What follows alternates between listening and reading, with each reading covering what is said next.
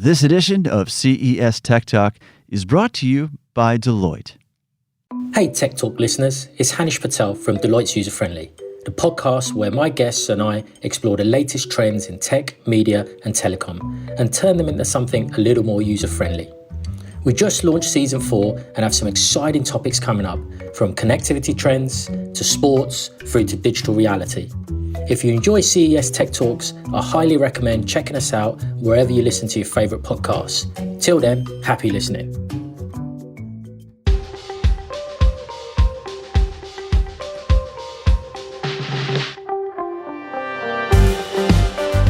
Hey everybody, with the Consumer Technology Association, I'm Tyler Suiters. We are the owners and producers of CES, the world's largest, the world's most influential tech event. And we are joining you from CES 2020 in Las Vegas. We are on the show floor today talking to the media members who cover CES, some of whom have been here for years upon years, covering the latest trends, emerging technologies, and divining some of our technology future based on what they see here at CES.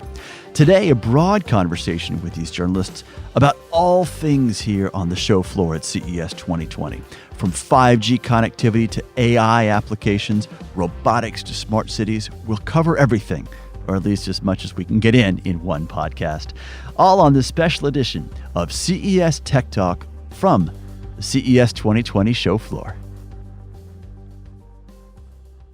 Good afternoon, everyone. We are live at CES 2020. It is day one here in Las Vegas. I am joined here with some esteemed media colleagues. We're actually recording here for the CES Tech Talk podcast presented today by Deloitte. I'm going to have my colleagues here introduce themselves. Hi everybody, I'm Dave Kender. I'm the editor-in-chief of Reviewed, part of the USA Today network. I'm Jason Hiner. I'm editorial director of CNET. I run the advice team, so that's all of our reviews. Four big areas: TVs or home entertainment, smart home, PCs, laptops, and mobile. Good morning. I'm Nick Mokey. I'm the managing editor of Digital Trends, and I'm a little under the weather today, so you'll have to excuse me if I pack up a lung while I'm up here. I'll do my best to. Sorry, Jason. Yeah, we'll separate the chairs. So I know it's only day one, first afternoon, but I want to hear from everyone. Please describe for me what was the best thing that you've seen so far. Let's start with Nick. Sure. I'm actually going to have to go with the Hyundai SA1, the flying taxi. I don't care how far off it is. I don't care how far flung it is. It's awesome to see that stuff at CES. I attended the press conference yesterday, and they had like the Barbie-sized toy model of it for the press conference. And then, of course, coming to the show floor today, I beelined for the full-size one at the booth, and it did not fail to impress. I know Bell had something similar last year. I think they have something, another model this year as well, which I have not seen. But in the meantime, I'm going with the Hyundai. Jason. You know, the 292-inch Samsung TV has drawn all the headlines, of course, but what kind of got lost in the shuffle is they also unveiled an 8K TV that's completely bezel-less. And I saw that thing up close a couple months ago under embargo, and it's ruined me on every other TV since. It's like, you see that, and it's so visually impressive. It looks beautiful. It has these ambient modes that have artwork and all of these things, and it's incredible. It's just incredible to see the leap forward. All right, Dave. If I was going to go with just the coolest gadget that I've seen, and the one that I think people are actually might buy, it's the Lenovo folding laptop, which I thought was very cool, and it was clever the way they figured out how to what to do with the keyboard, and they really were working through some of the practical stuff. But on a bigger level, looking at how AI, the conversation of where AI is and how it's actually impacting products very widely now, it's really hard to write about because it's kind of boring. No offense to anyone who works in the AI industry. Nothing at CES is boring, just for the record. But it is, it's actually helping people live with their products and use their products, and I think that's the most important thing. So we're in 2020 now, start of a new decade, As you've gone around the show floor, is there anything that's called out to you all that, okay, this is what tech is going to be all about in this new decade? Start with you, Jason. Yeah, so this is sort of a really buzzy kind of term, but what we're sort of calling ambient computing. 20 years ago, when you dealt with technology in the online world, you sat down at a monitor and a keyboard and a mouse, and you purposefully went somewhere to do something. And then 10 years ago, most of that ended up fitting in our pockets in the smartphone. And now today, a lot of it is dispersing to different parts of our life and anticipating our needs and those kinds of things. So smart speakers are the most obvious ones, but we're seeing it in other places. There are different interfaces. There are interfaces that are based on things that can make any surface in your home or your vehicle touch sensitive. There are things so that, if you're in the kitchen and you're working and you're wanting to know how many cups or how many tablespoons is in a cup, right? There may be interfaces right there built into your counter that can surface that information. All those kinds of things, and there's a number of vendors here that are showing off some of those things that are often in small booths, and they're sort of research companies or just barely out of stealth. But there are things that are real, and they're farther along than you think. There's one that I saw last night that essentially means that the buttonless phone is a lot closer than we thought, because it can take any surface on your phone, the back, the sides, and make them touch sensitive. Wow. And yeah, pretty amazing stuff. Kind of along the same lines of, sorry, I jumped the queue. Along the same lines of, what's the word you used? Ambient computing. Ambient computing. I like that. Predictive technologies. Like I'm a big appliance nerd. I'm a big appliance nerd, and LG has a washing machine that's using AI, and it has sensors inside that are able to analyze the weight and the volume, but also the fabric type. And so it's figuring out what wash cycle should you use, how much water should you use, but you're also filling a big container full of detergent. So people using too much detergent, it's a huge problem. People never know how much to use, and it creates allergies, and it's a whole big issue. So it's auto-dispensing exactly the right thing. Forget giving people a million options. Give people no options and let the computer figure out what to do, because we're finally at the point where, because the computer is constantly pinging back to the network and getting smarter collectively across LG's global footprint, that it's going to do a better job at cleaning your socks than you ever will. So just let the robots do the job. So helps me make fewer decisions throughout my day. I think I like that. Fewer, better decisions. Figure out what you want for lunch, not how to do your laundry. How about you, Nick? Sure. I've been spending a lot of time at the North Hall looking at automotive stuff this year, and I think if we're thinking big picture, it's the fact, and this is something that's been coming for a couple years now, but all of the automotive companies now are not car companies. No one wants to be called a car company. They're all smart mobility or e-mobility or some permutation of mobility, because all of the car companies are thinking so much further outside of personal car ownership, and I need to sell you a car. That's no longer the paradigm for transportation. I think 2020 moving forward, those companies are starting to look at building infrastructure and building ways to move around a city that maybe don't involve you owning a car. Maybe you rent one. I mentioned the Hyundai thing, which again, it's kind of far-flung. We have flying taxis. They're partnering with Uber 2023. Who knows? But the broader initiative that's part of is kind of this whole system of pods that roll around a city. They connect at hubs. They can, they're modular. They can serve as a restaurant or a medical clinic. Again, it's very ambitious, and I don't know that we'll actually see that in the immediate future, but I love that companies are thinking that way and thinking outside of sort of having to sell personal electronics. They're building these larger systems that I think, in the end, will be healthier for cities as we grow. So we've talked a little bit about what's the coolest thing. We've talked about sort of big picture trends.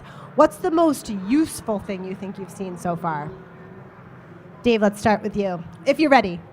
The most useful thing. Jeez, I might have to toss this potato. The robot. It's Charmin's robot. All right. I feel like this is leading to a personal story where you got stuck somewhere. Well, I mean, it's a personal story for anyone that has kids and don't replace the, toilet paper. The robot basically uses Bluetooth to find you when you're in the restroom and there's no toilet paper, and it comes and delivers you a roll. Nick. I can't beat that possibly. I guess if I'm thinking is most useful is a long shot. I need more time to find the most useful thing. But I'll say the thing that I'm most personally interested in is actually kind of dull, which is a company called Wallbox is building a bidirectional car charger, EV charger, which can use your EV to power your house in the event of a power outage or any sort of disruption, emergency. It's $4,000 right now, which, granted, I think I would probably just buy a generator at this point, but I love the idea of it. And if you scale that up to a bunch of people having those and potentially being able to, power the neighborhood with a network of cars, it's a very cool idea. And if I had to take anything home from CES, I would take that. Okay, I like it. I'm going to go back to TVs because I think I've mentioned that every year that I've been here. I love TVs, and we're looking at that amazing LG display out there, and the fact that you can get an absolutely stunning TV for like $1,500. The flagships are fine across all the different companies, but I love like the entry level OLED from the C9 or the CX, I think they're calling it this year. That you don't have to go to. I'm not a fan of going to the movie theater anymore. It's just too much noise and everything. So if I can experience that in my own home and enjoy it with just my wife and my kid and have a beautiful cinematic experience, that's very useful to me. So staying on the home entertainment line, what's next? What do you think is the next thing in home entertainment that we'll be seeing? I would have to guess that AI is going to continue to push further into entertainment, where it's going to be more predictive about the types of shows that you want to watch. The Roku streaming platform, it feels like it's ready for an upgrade into some next generation, and Roku has always been our favorite. So I would think something along the lines of queuing you up content that you're more interested in. I do think that we're close to more immersive entertainment. This past year, the new Oculus Quest came out, and that was really the VR product that was a true consumer product, right? It was under $400. It's completely wireless. You don't need a PC. You don't need a mobile phone. It has good content that goes with it. You can get trained in how to use a lightsaber by Darth Vader. It is ready to actually be a true entertainment experience. It's not gonna replace your TV, right? It's a different kind of experience, but it is a really interesting and immersive one in a way. And if this was the first consumer product for VR, I think it'd be a much better much different conversation than what we've had the last few years, where there's been a lot of disappointments in where VR's at. Have you seen much VR out here? Because I feel like a couple of years ago, it seemed like there was a lot more. Now Agreed.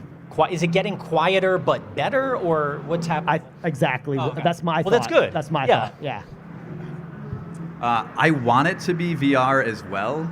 I think if I think about what's maybe a little bit more pragmatic in the immediate future, I think if we go back to TVs for a second, instead of getting bigger and bigger, I think they're actually going to be becoming more discrete because they have become so big at this point that sometimes they just look comical on the wall, and you have that Black Mirror effect, and they all come with the same kind of glossy black bezel. They all kind of look the same. And I've been seeing more companies trying to branch out and make a TV that looks better even when it's off. Samsung has done a good job at that. They had a TV called the Serif that has a very interesting bezel that comes in different colors, and it's kind of like has a sculpted look. It's so beautiful. And they have the art frame one as well, which I actually know somebody who bought one of those from last year, which is very rare that I see something at CES and one of my friends actually owns it in the immediate future. So I think that people are kind of, as the screens get bigger and bigger and cheaper and more accessible, people are realizing I don't know if I want that 85-inch giant Black Mirror on my wall. What else can it look like? And so I'm seeing more companies playing with the idea of that. And so I think that's the immediate future of home entertainment continues to be bigger screens, but hopefully better looking. Well, Samsung's they had their first look event a couple nights ago, and it's just TVs. and their tagline there was "screens everywhere," but it was almost like an imperative: screens everywhere. Yeah, and to add one thing to that too, in sort of it evolving, they also at that event unveiled their sort of TV for the YouTube generation or TikTok generation, because 40% of all video is now shot vertical, so it automatically goes switches between vertical and horizontal. But it's moving parts break first, so I feel like you're asking for a TV that's going to break, and it's on an angle, and so the viewing angle is going to be pushed to a bad point no matter which direction what is that product ever going to come to market, and are people going to buy it? Yeah, I mean, it's already in market in Korea, and it's totally aimed at like Gen Z millennials, and it's aimed, I think, for like smaller living spaces too. Yeah. If you just get the 292-inch the wall, you don't need to worry about vertical video. It's just still the size of your entire wall. Just fill in have some very large black bars on the side. Oh, I did want to add to it on the topic of things being discrete. That I think that extends beyond just televisions. And a display that I saw that really made me think about that. Have you heard of the Japanese company Mokey? They had it looks like a wood plank that goes on the wall, and it basically lights up from behind with these really subtle LEDs. It is touch capable, and they're selling it kind of as a smart home interface this year. And it looks a little bit, when you see it at CES, when everything kind of dazzles, you see a block of wood. It's a little bit ridiculous at the booth, but I think at some point that's actually what people are looking for, is something that looks more discreet in their home. Not everybody wants a smart home actual screen embedded in their wall. To have it in this piece of wood that lights up when you wave over it, and then you just set the temperature with little arrows, is actually beautiful, and I think we're going to see more of that. I think it's nice that technology has become small enough that it can fit into natural objects or things that would look like you wouldn't expect them to be embedded with tech. Or if you want to go to the extreme other end and have like the Razer glowing rainbow light up keyboards, and if that's your aesthetic, great, you can have that as well. But each of them can be imbued with technology that's going to speak to your aesthetic, and it's also going to be genuinely useful. So I know this week at CES, you spend so much of your time obviously seeing everything there is to see, but creating so much content. I know you're also reading, everything from your colleagues, what's the hot thing? What have you been reading about that you have not had a chance to experience yet? I didn't see the huggable robot, and I was so sad about that when I read about it the next day. Did you check that out? I saw it, but I did not get a chance to hug it, so I guess I have not had the full experience. So there was the huggable robot, and then I also heard, I can't verify this, but this isn't being broadcast or recorded, right? That Samsung was also designing TVs for single people. Yeah, they were curved TVs, and it just felt like it was very sad going back to my hotel thinking, like, where are we headed with TVs for single people and robots that need hugging? And it's... I didn't see Impossible Pork. And the CEO there said he pointed to a little foldable Impossible Pork wrap and said, this is one of the handheld devices that does not track you or sell your data. Beautiful. I also want to taste test Impossible Pork. My colleague got to, but I didn't get to. Of the things that I want to check out that I didn't get a chance to get a closer look at, though, Samsung Neon. I mean, the booth right now is just, it's a bunch of TVs with talking people on it. But I have heard that there are actual demos of it behind closed doors. That is what I would most like to experience. So obviously CES in the past, decade or so has gone so far past the traditional technology companies. What would you like to see next? What category would you like to see represented here at CES? Let's start with you. Yeah, I'll say I would love to see more of the kind of tech doing good, impact on society, companies that are doing things, and some of that ranges into B2B, but there's a lot of consumer companies here that really, I think, are trying to do things that have an impact on a large number of people, delivering products that are approachable to a lot of people, that have an impact on people's lives, have a positive impact, that aren't about you staring at a screen all day or being, tied to technology. But the technology, again, one of the themes we've talked about is it disappearing a little bit into the background and being useful to you. And I think the other thing, and we've seen some of this, is looking at the ways that government and society can set some barriers around technology, right? We need a little bit of that, not too much. Too much is not good, but we're certainly at a stage where we need some more of that, and having those conversations and those forums be a part of CES, I think would be a great thing. How about you, Dave? Data privacy, personal data privacy. That is something that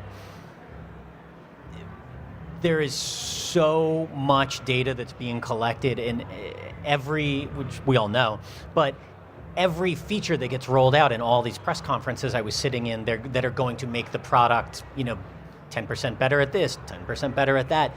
They're all leveraging our personal data, and maybe they'll give like a little assurance saying like, you can turn off that feature if you need to, but I wouldn't mind seeing some people like walking around the halls like shouting about data privacy. Let some crazy people in and just let them roam the halls. You have that authority, right, Pam?